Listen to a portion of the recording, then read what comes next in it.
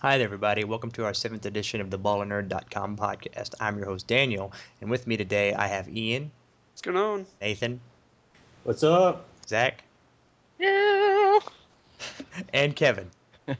Hey guys. Um, First off, this week, our website went live recently.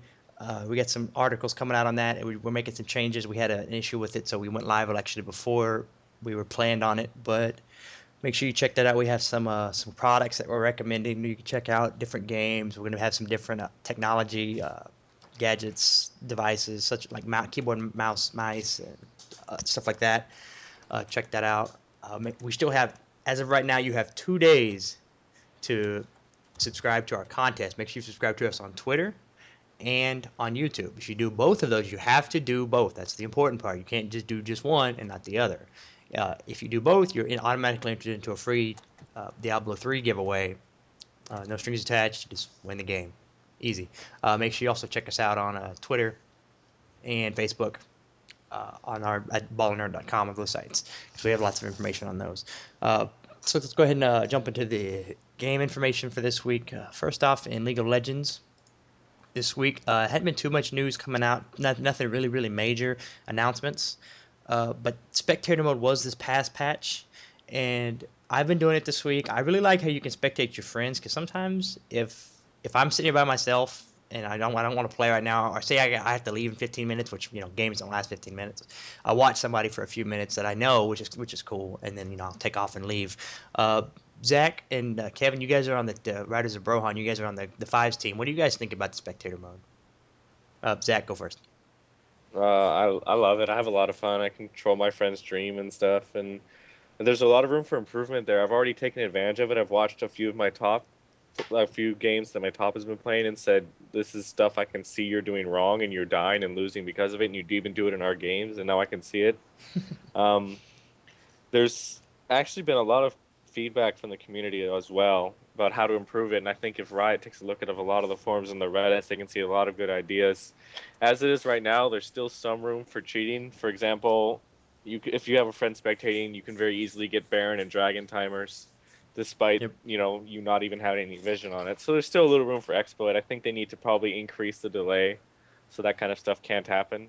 And if they do that, then they can afford to put better things in there. Like, one thing I'd like to see in spectator mode is a detailed tracking of buffs taken, and Dragon and Baron as well. Like, who took them, on what team, and at what time would it respawn. Of course, giving that kind of detailed information in spectator mode as it is right now leaves room for cheating, because there's only a 3-minute delay, and Baron has a 7 timer and Dragon has 6 minutes. So if they increase the delay to 7 minutes, I think that'll be better. But overall, I really like spectator mode. Everybody has loved it, and looking forward to the next patch where they release the next AD, and we're playing a lot of that and streaming hopefully a lot of those games. You mean the next jungler, right? No, the next AD. My Right. team's been trolling me that they're going to take this guy top, mid. He's just not going to be an AD. Because I've been looking forward to him so much. He's gonna be a bruiser. There we go. He whacks people with his bow instead. Yeah, the thing I love most about spectator mode is, whenever you get high ELO games going on, like I watched Solo Mid do a custom game on there. They're really good about tracking that. Like when, high play or even going to customs and it's not matchmaking, they still have it on there for you to spectate. Yeah, the featured one, right? Yeah, and the featured in the front. It's On the very homepage. helpful. Yeah, homepage, they have featured games, and I've been watching a few of those, watch how they play, and I think that's already starting to help me a little bit, because, when you're watching low replay or your stream, you can't really see what the enemy jungler's doing. You can't really, watch it all that well. But with this way, I can just watch what both people are doing, how they react, and that's been pretty helpful for my game. Well, what I like most about it is that you can rewind on the fly, even though it's pretty much you're watching in real time. Because when some of the big fights happen, you miss some of the really small, minute details, like where each person is, or what they're doing at what time. So I like how you can just go back, rewind it as many times as you want, and just keep on playing it over and over, and getting all those really small details in that will help you out. Yep. I like it Yeah, because that really in helps. League of Legends Recorder you couldn't rewind. So if there was two things that happened, like two important, like if say top got ganked by blue jungle and bottom got ganked by purple, and it happened not simultaneously, but at the same time. You wouldn't have to be like, oh, I want to watch that part. Oh, got to close it, restart it, which is just annoying to me because I'm just really OCD about wasting time like that. About y'all's team, how's your team been lately? I know you guys are doing the tournaments pretty often. I know you guys have one tonight also. So how's that going? Yeah, we're gonna have a tournament this tonight at 7. Our last few tournament games have been honestly bad, but that's because we have had to work on some major kinks in our gameplay. As we get up to higher levels of play and go into these tournaments, and we're taking a huge leap from playing normals and ranked together to playing tournaments. There's a much higher level of competitive play there, and so we're adjusting to that, and we're having to learn lessons that these teams have learned in like high ranked play on the fly as we're playing these tournament games. So we play the games and we do our best to go back and look at them and say, okay, why do we lose at this time? And we're quickly seeing that our laning phases and stuff are generally really strong, but our team fighting phase is where we really need to see the most improvement. So yeah, I Yeah, saw and some we're of at. those replays.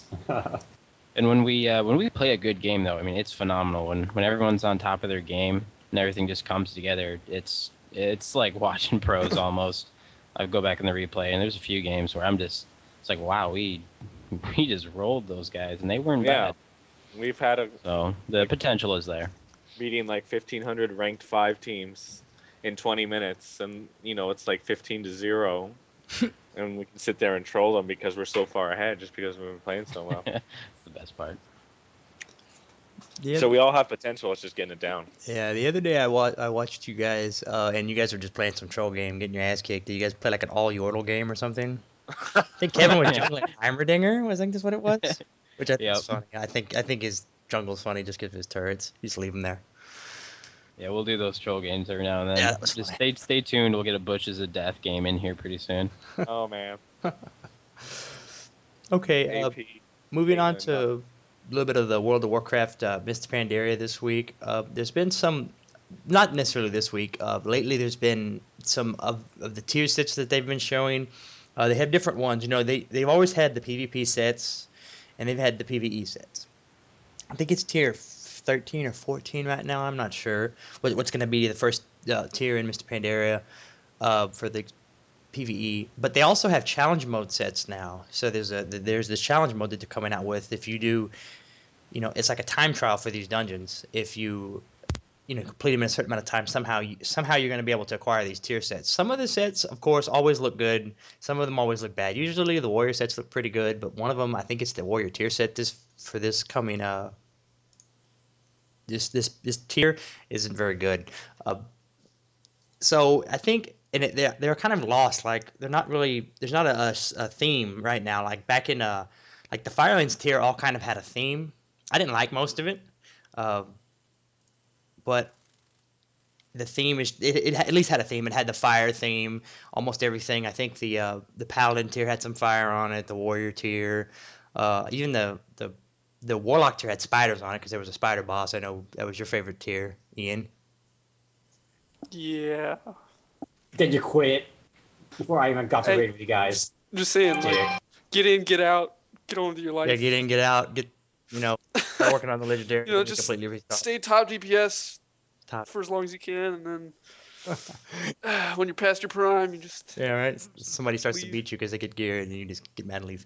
Well, no, it's because DKs are broke. Rage quit. Whatever. Anyway, Rage quit. the art design for the dungeons, I think some of them look pretty cool. A lot of them, there's one recently that you fight. There's this enemy race called like the Mantids, which is like Silithids, spider, except like bug kind of things. It looks a lot like the AQ designs. Lots of the hive mentalities, hive looks.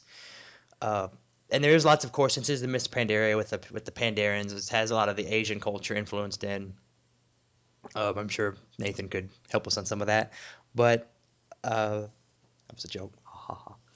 The art itself is pretty neat. I think it's a good thing because it's different. Because a lot of the past design coming from Black Temple was dark and gloomy, and Icecrown Now it's bright and pandas. Icecrown Citadel was dark and gloomy. Bastion of Twilight was dark and gloomy. You kind of get what I'm saying here. It was all the same. So this it adds a little bit of flavor to it, and they even have some funny things. Like they have like a Storm Stout brewery for the Chin Storm Stout guy, where you help him out, the famous panda guy from the Warcraft 3 games and stuff. And you actually like it's comical, which I guess is cool for some people, cool for others. It's good or not, it's different than the gloom, doom stuff that's going on.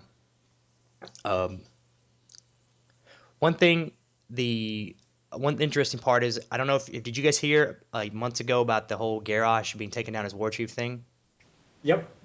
Well, I heard about it. Yeah. There was some post somewhere talking about that Garrosh is obviously going to be no longer war chief. He's either going to get killed, they're taken down, or whatever. He's not going to be there. And then somebody just assumed, or they announced something in an interview saying that it was probably going to be Thrall again, the old guy, who did the whole shaman thing or whatever. Because we really don't know what's going to happen to him in this next game. But then this most recent week, there was a blue post talking about it somehow, and they were like, the information that was told there was probably not entirely accurate. So now it's one of the Blizzard things, going back and saying something but meaning something else. So I guess you got to love Blizzard for that. Like always. Yeah, right.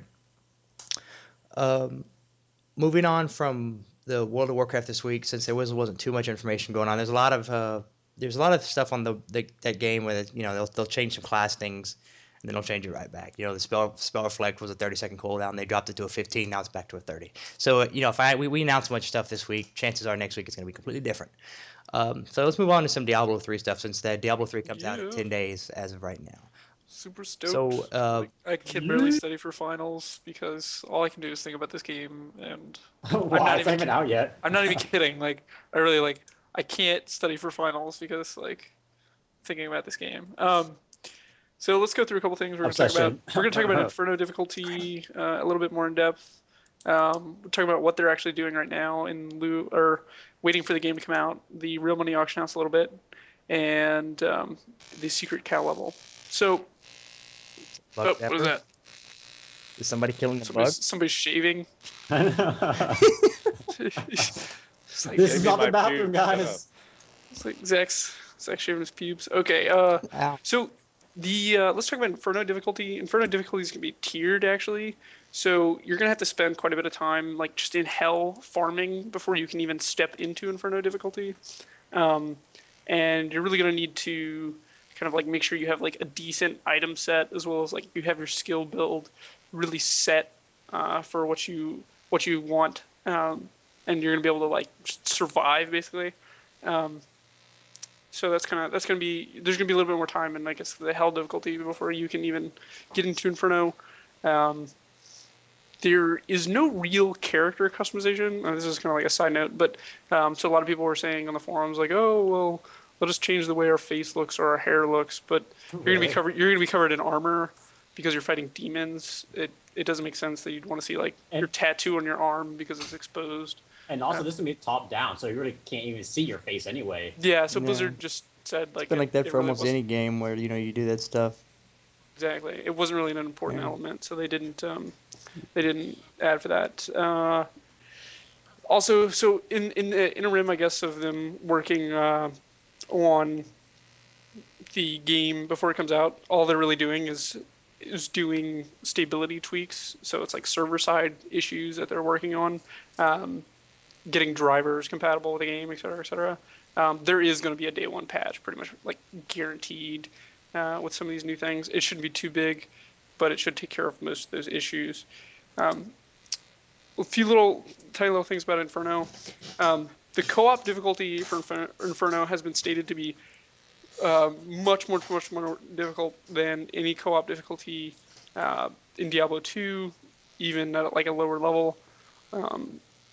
There are enrage timers for bosses. So if you are having trouble killing something and it just so happens that you don't do enough DPS or you can't take the hits, so you can't deal the hits, the boss is going to enrage and kill you. What you do is you bubble as a palliate on him, right? Isn't that what you? Oh yeah, wait, never mind. Or you put on more dots. More dots. Just play Witch Doctor, and then DPS harder, guys. And then let's see. Also, this is really interesting. There were some interviews with I guess kind of like Blizzard, and they were asking, like, okay, well, what, like, how hard is Inferno difficulty? And they basically said that Inferno difficulty was so hard that they couldn't test it internally. They had to like get people to come in to play the game so that they could do Inferno difficulty, and then they could get some feedback on what they thought was hard and what they thought was easy. That could also mean that maybe the internal testers of Blizz just really, really suck. They're only good at making the games, not playing the games. They have a couple Asians, so I don't know. Well, one thing I want to say in that relationship of the fact is Blizzard does the same thing for World of Warcraft for their heroic raid testing. They bring in, they were recruiting people. They had a stigma saying, have you killed heroic Lich King when it was current, et cetera, et cetera. Do all these, if you meet these criteria, you can come be a tester for Blizzard, because obviously they couldn't test high enough. There's been so many stupid bugs and issues on like ultra hard mode WoW content that, like the rogue thing where Insidia, I think it was, got banned. That they couldn't test it because I guess they weren't good enough to do the damn boss. I mean, no offense to those guys, but just saying that they weren't, capable of doing that. They were designing content harder than they were capable of doing, so they had to bring in other people. So it's no surprise that they're doing this for Diablo. I just hope they don't turn around and like World of Warcraft this game and say like, oh, well, everybody gets a 15% damage buff, like after the game's been out long enough, and like you get the 12-year-olds crying on the forums. Why can I no kill Inferno Diablo? I think the difficulty of this game being allowed to remain as it is going to give it its longevity. People are going to come back for that replay value and be like, this game's freaking hard. Like, I want to do something really challenging. So we're going to have some articles posted, I guess, here pretty soon on the ballerNerd.com about RMH, real money auction house fees, like what you're going to have to pay if you make money, like what are the caps, and and then we're going to have another article about just some auction house basic information that you should definitely look into. Auction house is not going to go live until a week after the game goes live. That's going to be really good. If you're listening to this podcast, I highly recommend you just hang on to as much gold as you possibly can. Look for the days when the gold is going to be really high. It's probably going to be like those Friday, Saturday days. That's when you put your gold up.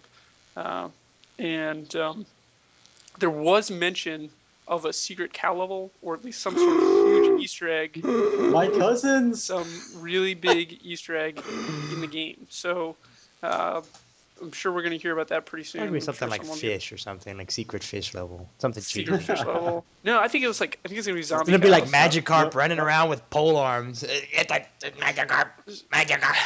You know what they're going to do? They're going to tie it into World of Warcraft. There is no panda level. It could pandas.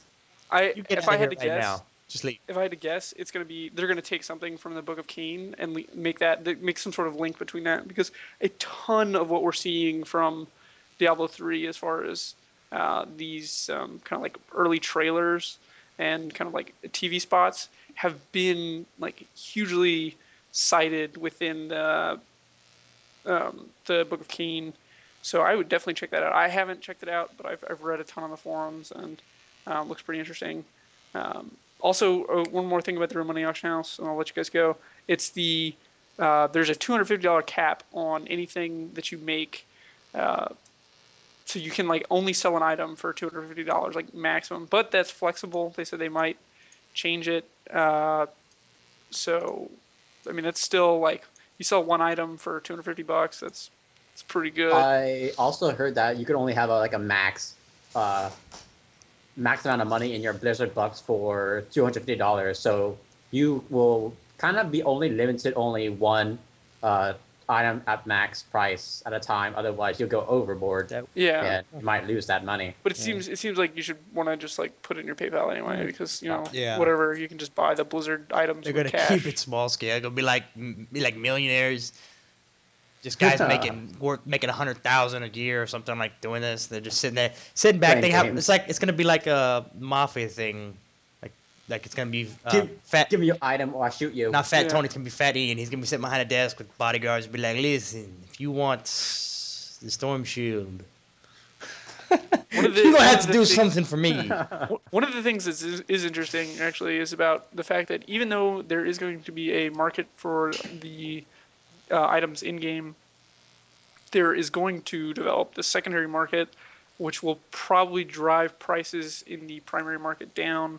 So basically, like black market goods, and really, really and truly, Chinese farmers will be just as Oh yeah. they'll be just as available as they were in even though they can't use our auction house, they can still play on our servers, meaning they can sell gold and other commodities via third-party sites just by simply jumping in game with you. Oh yeah. I don't think this was a really smart move by Blizzard, allowing the global play, simply because it's going to kind of like hurt what they're already trying to do. Yeah. Well, you also know you can make your games private, so they can't really jump in, right? It doesn't matter. My point is that people are they're going to farm these items regardless. People are going to want to buy these items, and then it's still going to drive the price of the thing down. So like One thing I Well, never got, the Diablo 2, if you logged on Diablo 2 today for 10 minutes, somebody who hadn't played it,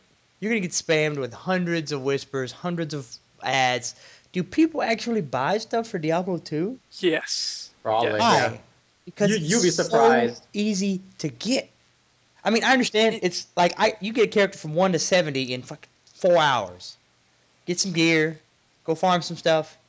It doesn't take that much, unless are they selling stuff for like dirt cheap? Is it going to be like a I don't know, something like an Enigma for like $4 or something? I'm very reluctant to even open a Some- tab and look at one of those websites. Yeah, I wouldn't either. There's 'Cause- some- but it's just weird that. I mean, I understand. Like, I know the World of Warcraft market is insane. Like the black market, people buying goods. It could be trading card items, trading card game mounts and shit stuff. Like foam sword racks for like $200 and stuff like that. Yeah. But those are hard to get, rare finds. But this stuff just drops randomly in the game, and you can steal it from people. You know, you go kill Bale, and the guy with the quickest finger is gonna get most of it. Yeah, but I don't know. I think we'll still see a lot of that. I just think it's insane. I think we'll see more of it, in fact, because this is going to be a much larger game. So I'm guessing it's because maybe people don't want to just spend any time at all with this game. They just want to get superpowered by a sword of 3,000 damage plus 2 plus 9.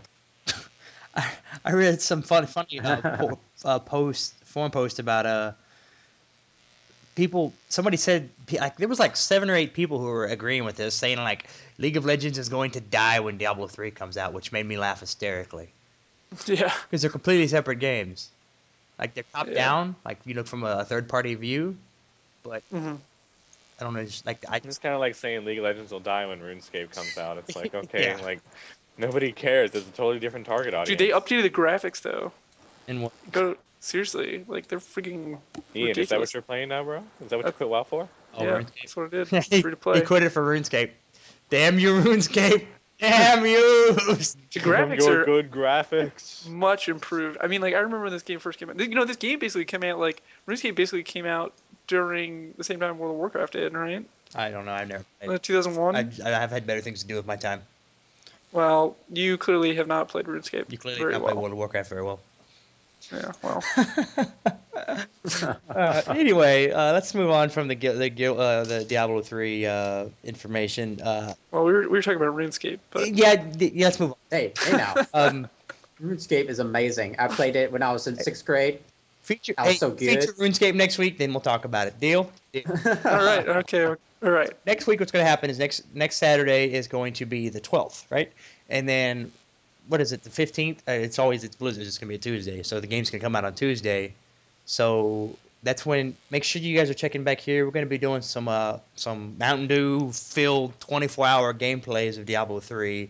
We're just going to be going nuts. I took off work the next day. I know some people here will be going nuts. At least I will be. I don't know. I guess people here have tests in college. I don't know what that crap is. But Damn you.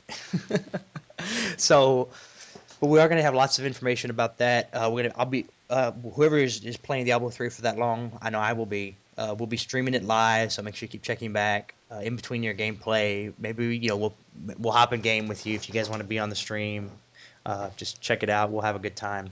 Lots of fun to be had. Let's move on from Diablo though. Let's this week Peter's not here. He's our resident StarCraft guru.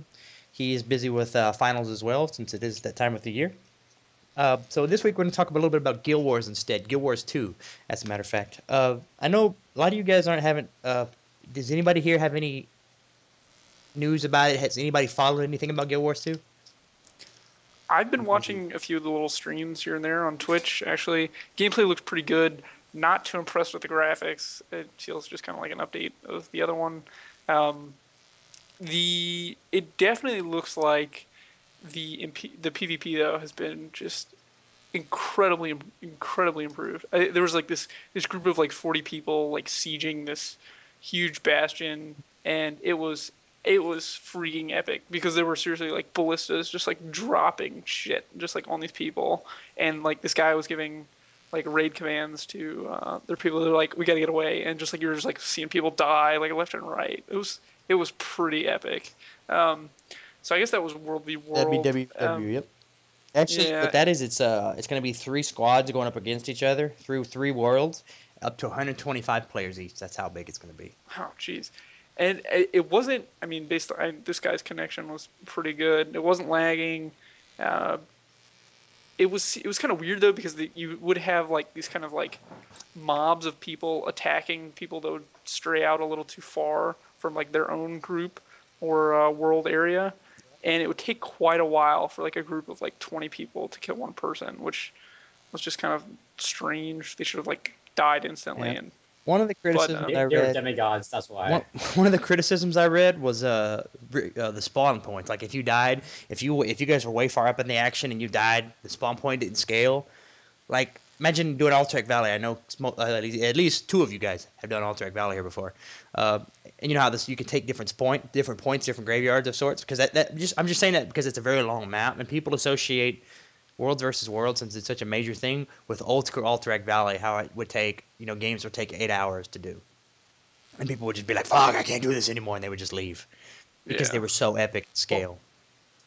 Well, if they like install a kind of like a scale-based system, like if you do this, then you instantly get your XP, then it won't be like a one lump sum at the end, and people can play as long as they're able to, and they can have those long 8 versus 8 hour kind of things where people come in, do their thing, get their stuff, and like disappear. Well, what it's actually going to be that I've read so far is each World versus World is going to last 2 weeks. At the end of the 2 weeks, I think that's what I read. I was skimming over it, but I think at the end of the 2 weeks is when you're going to receive your rewards and everything. And you don't have to obviously participate the whole entire 2 weeks because that would be absurd. Have no life for 2 weeks. So the hell with that. But whatever you do is going to be recorded in there internally, and you're going to receive rewards for it. And I'm sure you'll have rewards, part of the way. Some incentive to keep going. Like you killed this guy, and you get something here, something there. I'm not sure how it's all going to work, but I think it's a very cool system that they have. Guild Wars 2 is implementing lots of other systems that are different from your traditional MMOs, which I'm a fan of because I am tired of the traditional MMOs. I'm tired of going around making a character, using one ability till level 4, getting another one, using 2 abilities till level 10, sitting down, drinking, running from place to place, getting a mount at level 10. It's all the same thing. It just looks different, So I'm tired of it. I love Star Wars and WoW, but it's getting old. One thing that Guild Wars 2 is doing is they're not doing quests. There's no quests in it at all. In place of quests, they're having events. These things called events. What I think is cool here is it's kind of like I associate it with the Rift game, with how those rifts would randomly spawn while you're doing your quest, which kind of got annoying because your quest was right here. Like you killed all these mobs, and the rift spawned and killed all of the quest mobs. So you couldn't do your quest until you killed the rift, and sometimes the rift was too hard for you to kill by yourself, so you couldn't do your quest.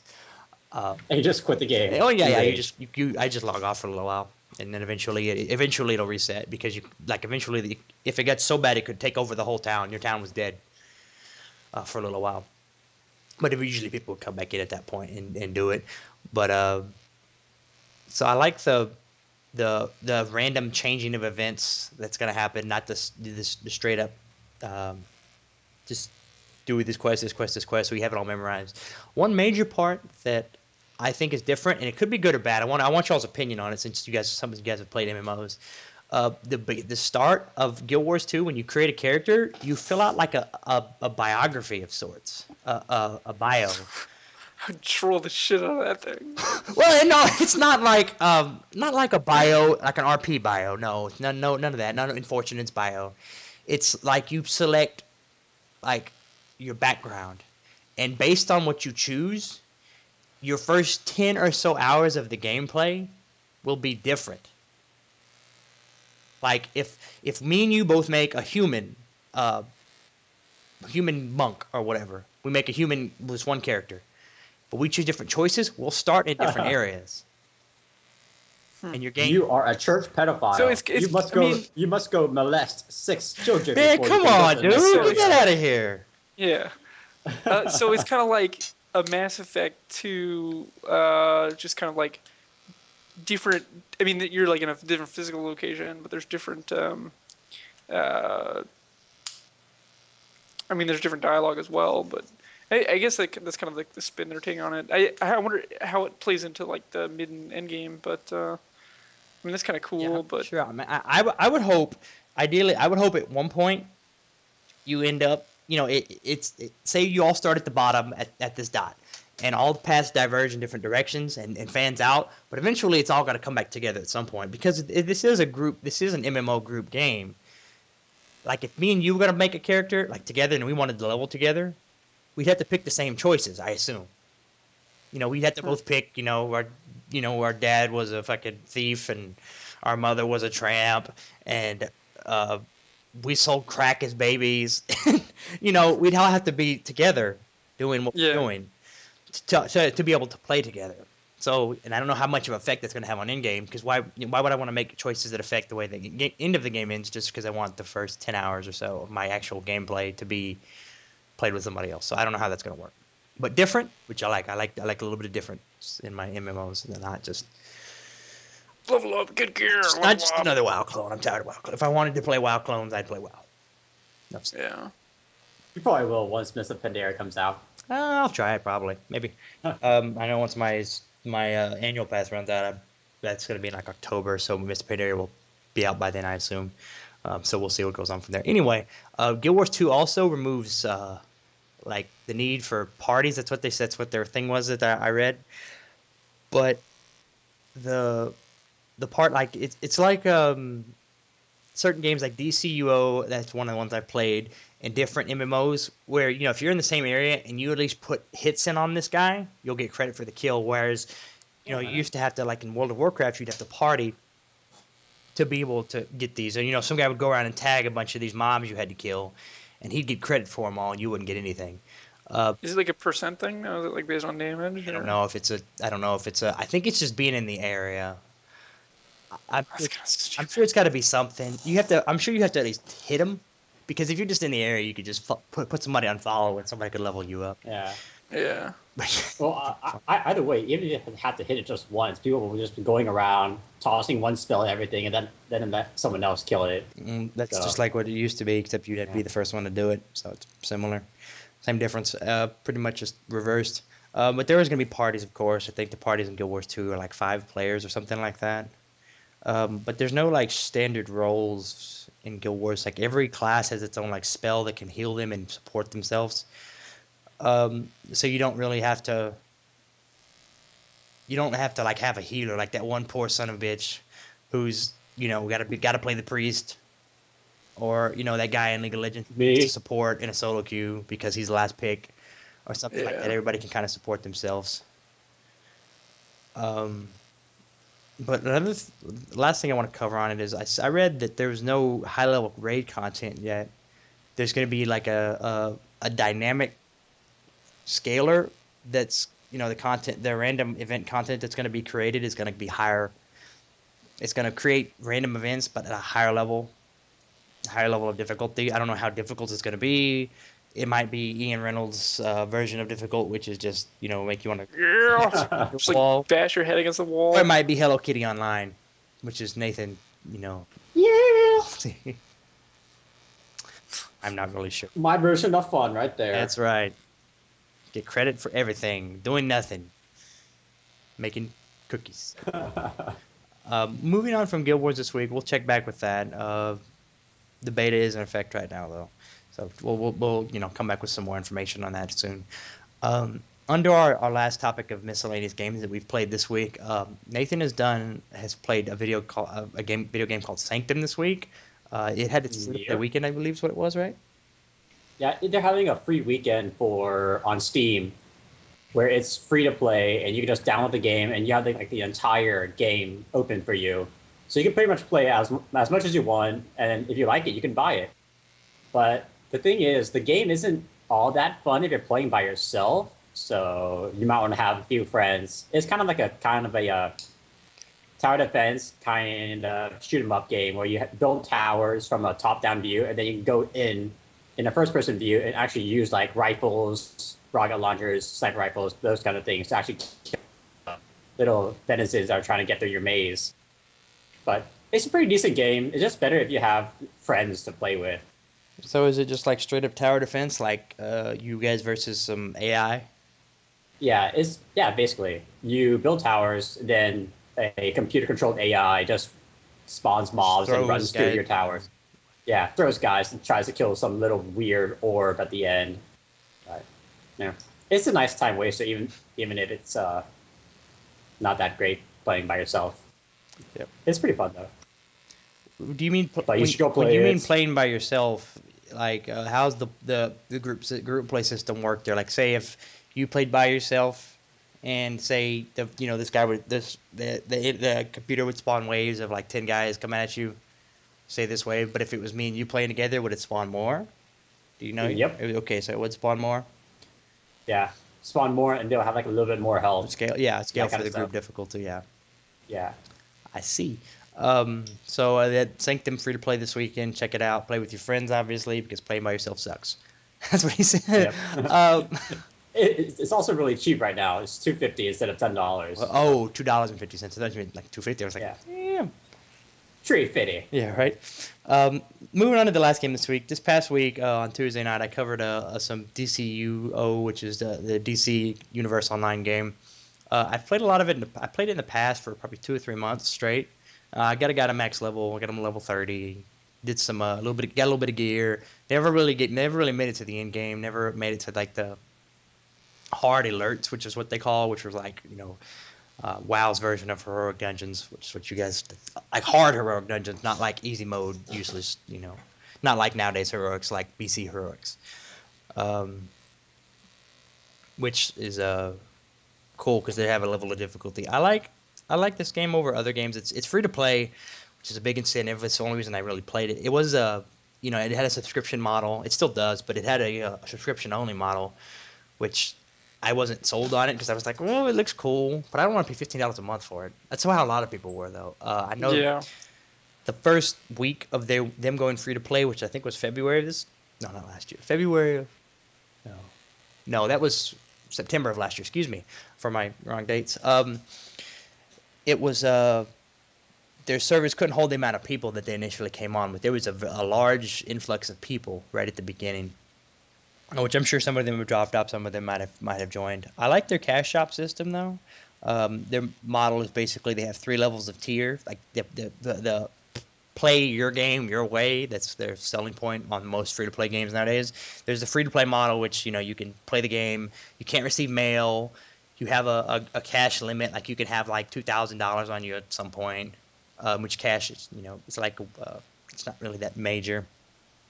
You use it for the auction house, I guess, but other than that, you pretty much can't use the auction house unless you're subscription based at that point.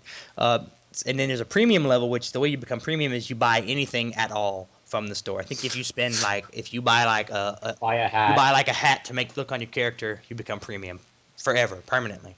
Which then you can receive mail. Premium is the one if you were gonna play it for more than if you're gonna get a guy level 30, might as well get it premium. Just give him $5-10. Buy a DLC, it's $10, but the DLCs are $10.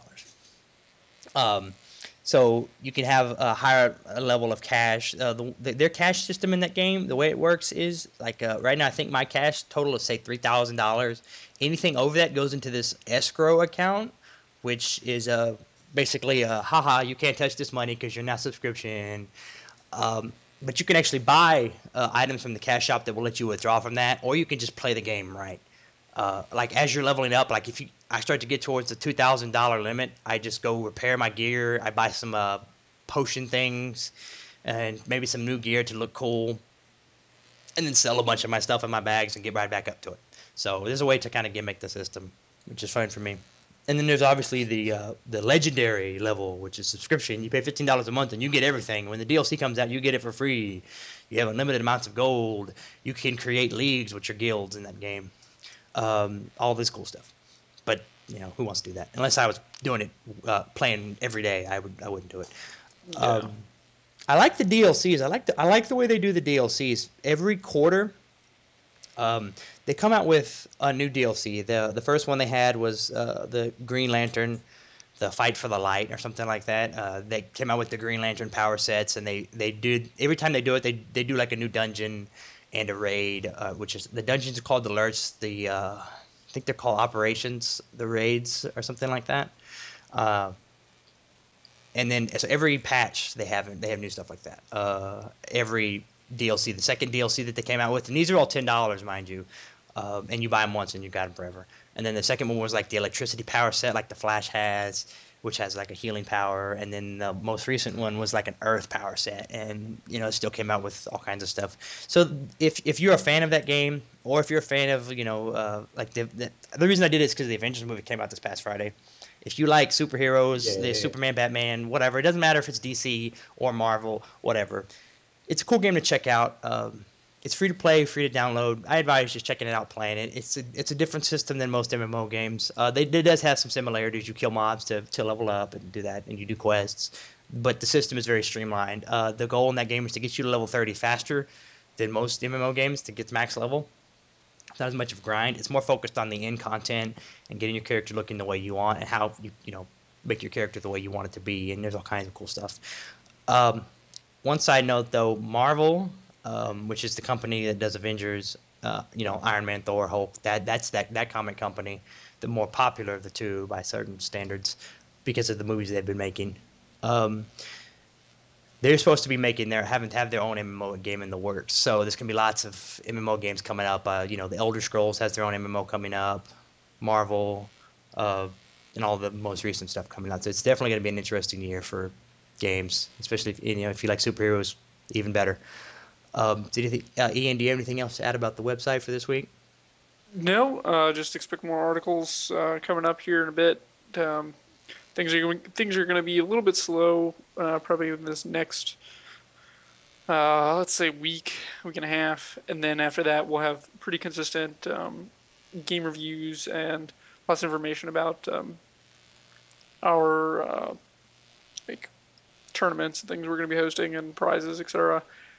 Also, be sure to check in to see if you win a copy of Diablo 3, because it will be announced on the 12th. And you've got to double check your email. Otherwise, if you don't respond in, I think it was 12 hours, then we move on to the next person. Don't let that happen to you. That really sucks. And you'll be very sad. Yeah, you'll be very sad if you lose a free game because you didn't check your emails. Yeah. Do it. So, but definitely check out the website daily, and there's going to be lots of great content. And hope to see you guys around. Hey, Zach and Kevin, one thing before we go. This week, tonight, you guys have your tournament, right? Do you guys know which tournament is it? I'm not actually sure. Which one is it? Arguably does most of the We entered into sign-ups. a lot all at once because we want to get as much experience as we can.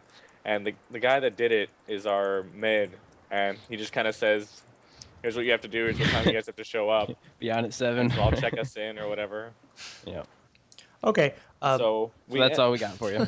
That's a lot. I guess we'll start keeping better track. I'll tell him to do that and write it down so at least we know what tournaments we're entering into. But they're usually just smaller tournaments. I think this one's pretty small. Actually, it's 4 or 5 days long though. Have him post it on the website. That way you guys have a hub to go to, and other people can go to that hub and they can see, hey, look, you guys are streaming it at this time, etc., etc. So maybe they can catch some practice times as well. Is there is there like a prize pool for this tournament? Yeah, the winner gets, it's a 4 or 5 day tournament starting today. Damn. And it's like Go for Law, but 4 or 5 days long. and the winner gets the winners get a keyboard and mouse set, I believe. Oh, cool. Well, a little bit of incentive, So go win yourself a keyboard and mouse.